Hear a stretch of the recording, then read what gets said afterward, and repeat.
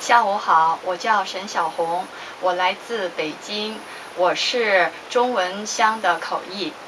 Good afternoon, my name is Xiaohong Shen, and I am from Beijing, China, and I work as an interpreter in the Chinese booth.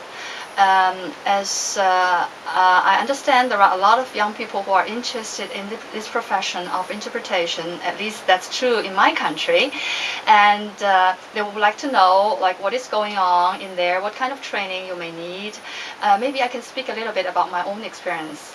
I was an English major in college. I studied in Beijing Foreign Studies University for 4 years, and right after that, I took a competitive exam nationwide to get myself into this UN language training program. And the program was for 2 years, and we had the first year doing consecutive interpretation, and the second year simultaneous interpretation.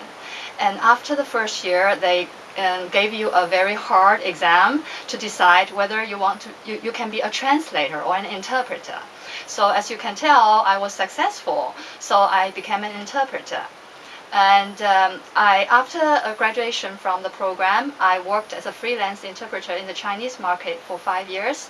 And after that, I came to the States to study as a graduate student. I did 2 years of political science and 2 years of MBA. And then I worked for Citibank for 5 years. I don't know why. I took a long road. Finally, I came back to the United Nations in 2004.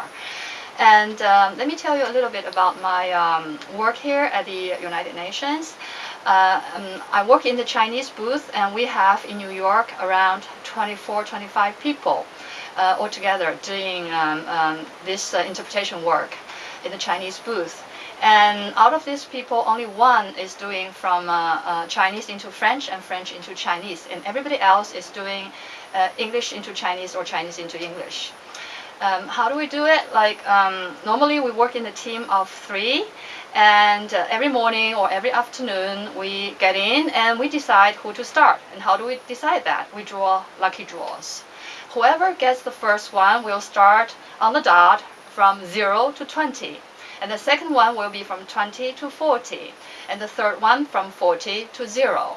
So basically, you know, if you happen to be one, you have to be sure that you are in the booth doing your work every hour from 0 to 20.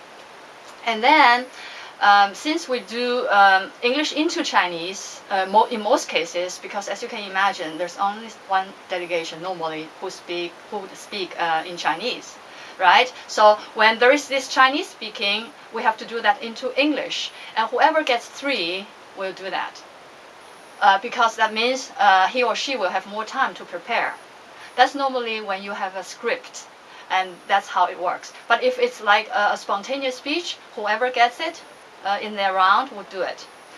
And since nobody else in the other booths would understand Chinese, so when we do it from Chinese into English, then our English becomes the relay. Like other booths will pick up our English and interpret that into their own languages, except for the English booth. They can rest and have a good time, of course. What else do we need to say? I think it's, being an interpreter is a very challenging job. It's stressful, but it is also fulfilling, because you feel you are the bridge helping people with the communication. And also, my friends who know I'm a simultaneous interpreter working at the United Nations, they think I'm a genius, but actually I'm not. It's just, hard work and a lot of preparation before the meeting, and doing summary and sort of review after work. And you need to accumulate a lot of vocabulary, a lot of experiences in order to be a better interpreter. There's always room for improvement. Thank you.